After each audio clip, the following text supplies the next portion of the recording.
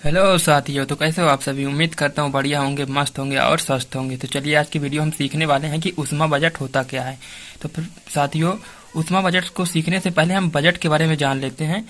Budget जो हर साल हमें सरकार द्वारा न्यूज़पेपर में या किसी न किसी न्यूज़ चैनल पे आप बजट के बारे में देखते होंगे।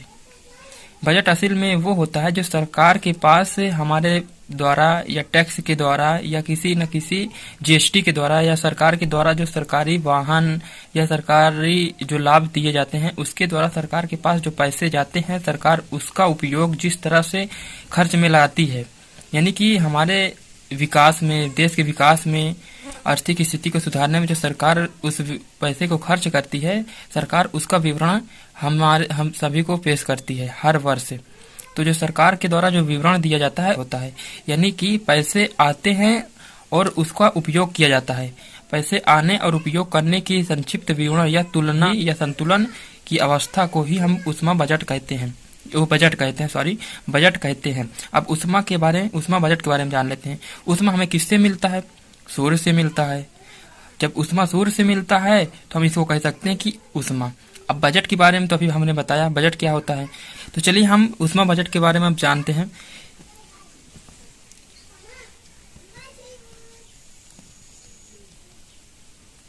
माना ये सूर्य है और ये बादल है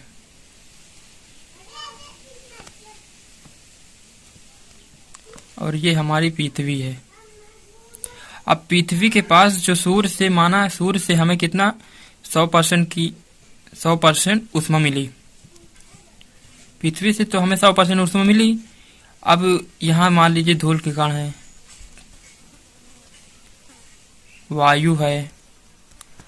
सूर्य से जो 100% विकिरण या किरण हमारे पास आती है, वो पूरी तरह से हमें पूरा 100% हमें पृथ्वी पर नहीं मिल पाती है। यानी कि इसमें से कुछ परसेंट धूल के मतलब इसके पार्टिकल से और ये बादलों द्वारा रिफ्लेक्ट कर दी जाती है, यानी कि परावर्तित कर दी जाती है। कितने परसेंट परावर्तित करती है? 35%। जो 35% ये बादल और कण के द्वारा किरण जो है रिफ्लेक्ट हो जाती है, उसे हम क्या कहते हैं? पृथ्वी का अल्बिडो कहते हैं। ये क्या है? अल्बिडो है। किसका? पृथ्वी का। ये अल्बिडो है, ये पृथ्वी का अल्बिडो हो गया। अब कितने बच्चे? 35% रिफ्लेक्ट कर दिए गए। अब बच्चे 65%। 65% में से ये बादल कितने अवशोषित कर लेते हैं? 14% बादल कर लेते हैं अवशोषित। अब 14% जब बादल अवशोषित कर लेते हैं तो अब बचे कितने? 51% बचे। 51% हमारे पृथ्वी पर आते हैं। क्या आता है? प्रकाश के विकिरण हमारे पास से पृथ्वी पर 51% आता है। अब उसके बाद 51% तो हमारे पृथ्वी पर आता है। अब जब पृथ्वी पर आता है, इन 51% में से फिर बादलों के पास कितना चला जाता है? 34%। फिर बादल के पास कितना गया? 34%। फिर रिफ्लेक्ट कर दिया गया, बादल अवशोषित कर लिए, और बचे कितने? 17%। अब यही 17% जो विकिरण है हमारे वायुमंडल में चला जाता है। अब यही क्या हुआ? ये प्रकाश का विकिरण जो है हमारे वायुमंडल में चला जाता है। हम पहले जान लेते हैं ऊष्मा बजट क्या होता है। आप हेडिंग डालकर लिखेंगे ऊष्मा बजट। ऊष्मा बजट के बारे में जान लेते हैं पहले।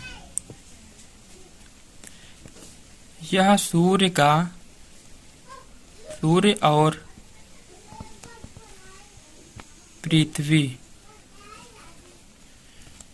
और पृथ्वी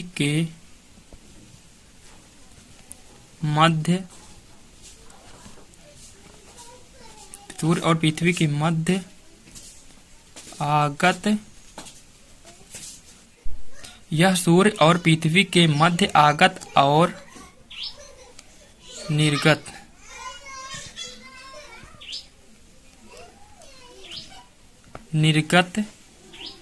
विकिरण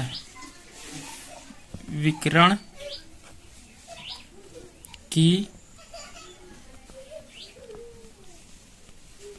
गणना है।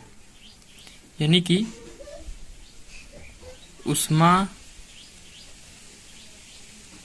बजट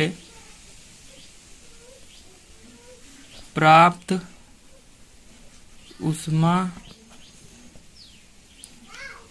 और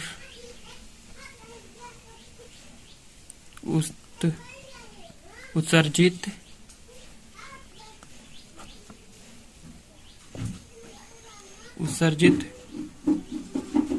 ऊष्मा के मध्य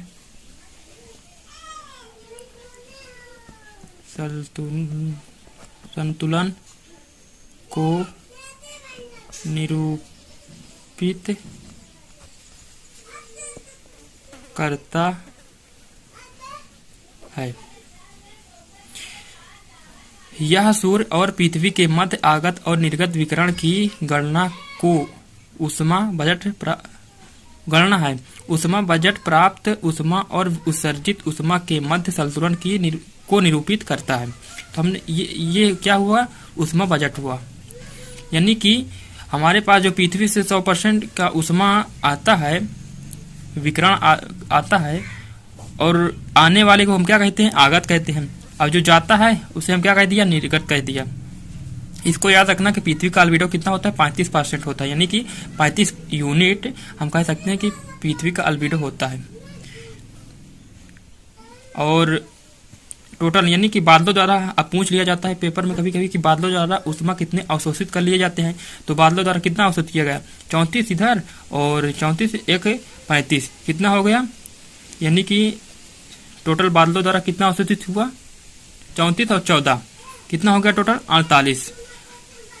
34 प्लस 14 ये क्या हो गया, 48 हुआ। किसके द्वारा, बादलों द्वारा।